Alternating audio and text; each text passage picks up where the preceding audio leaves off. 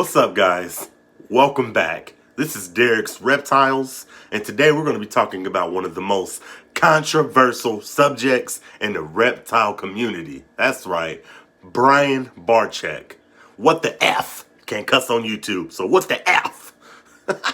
Welcome to the show. What's up, animal lovers? It's Cedric the Entertainer here, and especially those who love reptiles and snakes. Y'all gotta go check out my man Derek's Reptile Snake Feedings. That's right, Derek. So, hey, listen, just keep up the good work, and like I said, tell all your people to subscribe to Derek's Reptile channel. Hey everybody, what's going on? This is Gary Owen, and check this out. I want everyone to go to this YouTube channel. Listen to me, Derek's Reptile.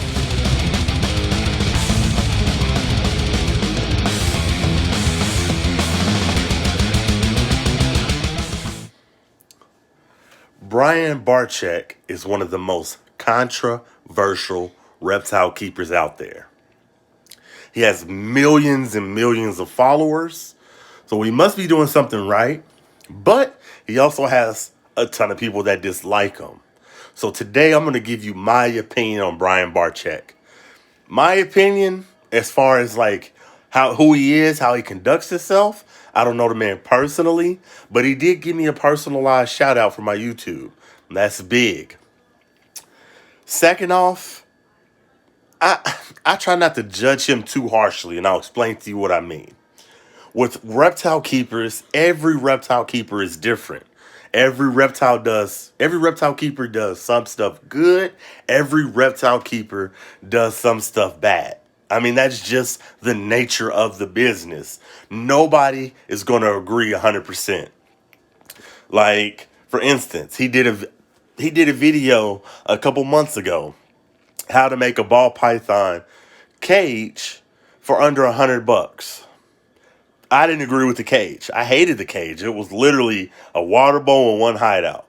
I thought it was terrible. I didn't like it. In my opinion, a snake should always have at least two hideouts. A hideout on the hot side, a hideout on the cold side, a water bowl, some leaves and branches for stimulation. Now I get the video he was trying to show you a ball python cage and how to do it for under $100. But I didn't agree with the video. Does that mean I don't like him as a reptile keeper? No, I think he is one of the best reptile keepers out there, and he does care about his animals. Now, a lot of people, oh, well, his animals have mouth rot and his this and that and his this. Your animals, if you have the amount of animals that he has, they're going to get certain problems. You know, I've had mites in my collection I've had to take care of. I've had a respiratory infection in my collection I've had to take care of. And I don't have as many reptiles as Brian Barczyk has. So what am I trying to say? He is a reptile breeder. He has hundreds of thousands of animals. It's impossible to keep every animal healthy 100% of the time. It's impossible. You're going to get a respiratory infection. It's about how you handle that respiratory infection. What do you mean, Derek? If my leopard gecko, I have a leopard gecko, he's right there in that enclosure. If he gets a respiratory infection, it's not that I'm not a bad keeper because he got a respiratory infection. It just means something's off in my tank. And if I notice that he's got that, I take him to the vet, I get it fixed, and I fix his enclosure, then I'm a good reptile keeper. Doesn't make me a bad everybody, oh, he mouth rot and da and the snakes is in a little cage. I can't speak on the snakes in little cages because, in my opinion, I think his cages are excellent. He has a big reticulated python named Lucy, has a cage, looks like a room damn near, with a waterfall.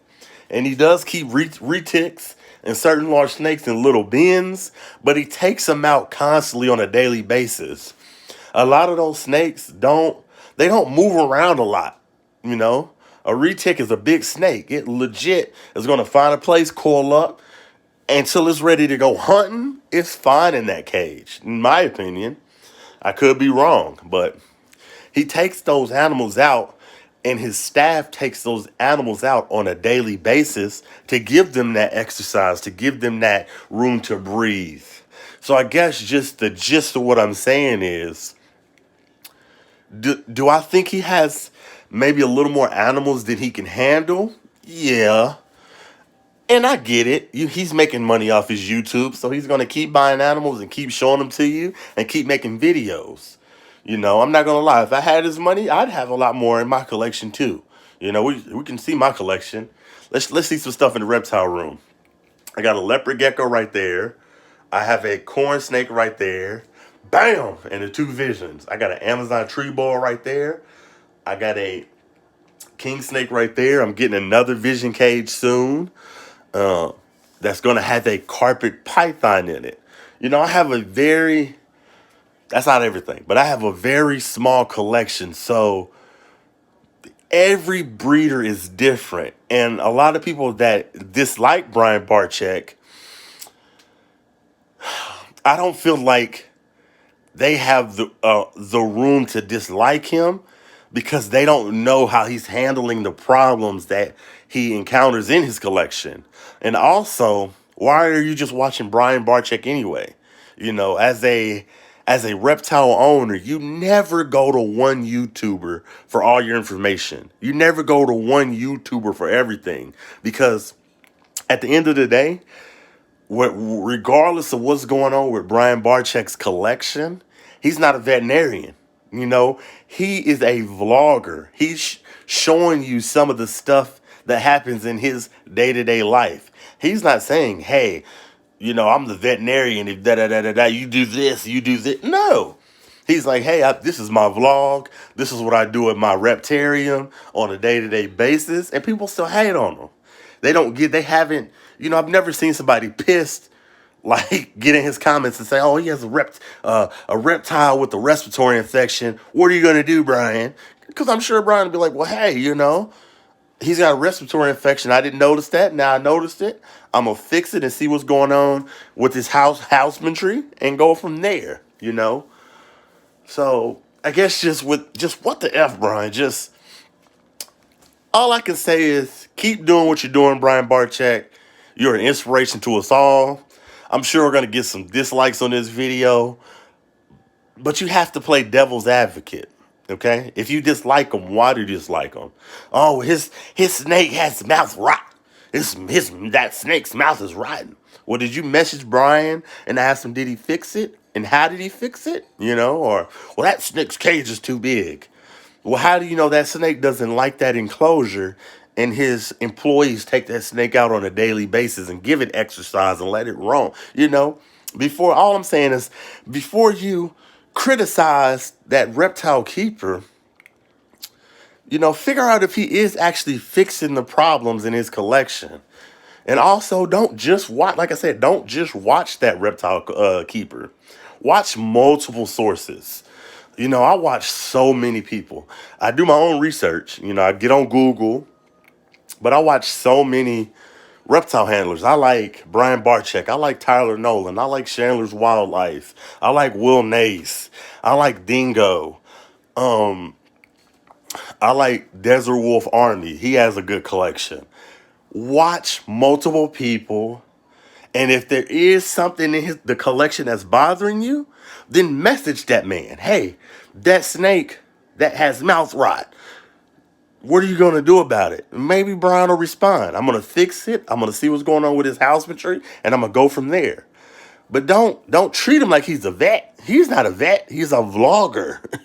Okay? So, what the freak, man? I had to make this video and just say, what the freak?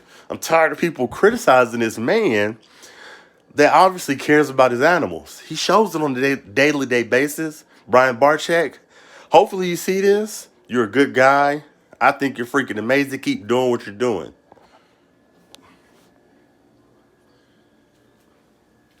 Going to kind of give a sneak peek at some of the stuff I got going on in my reptile room.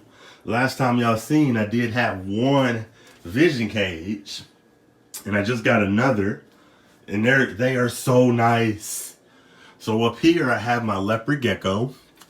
Down there I got my corn snake.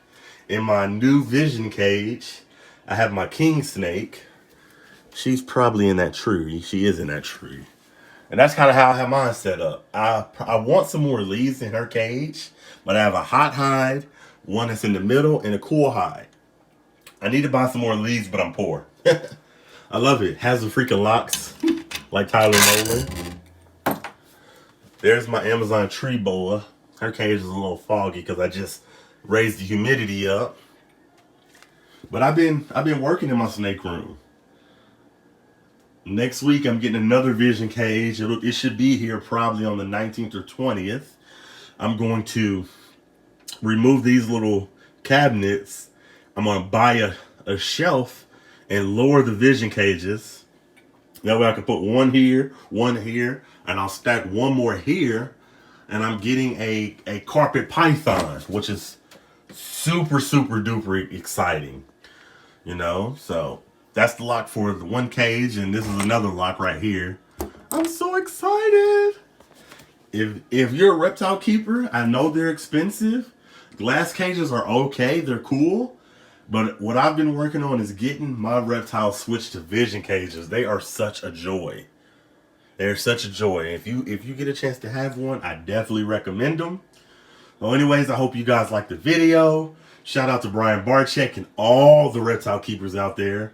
If you like this video, thumbs up, subscribe, comment, tell me what you disagree with. And let's have some, a real debate. Let's have a real debate. Peace.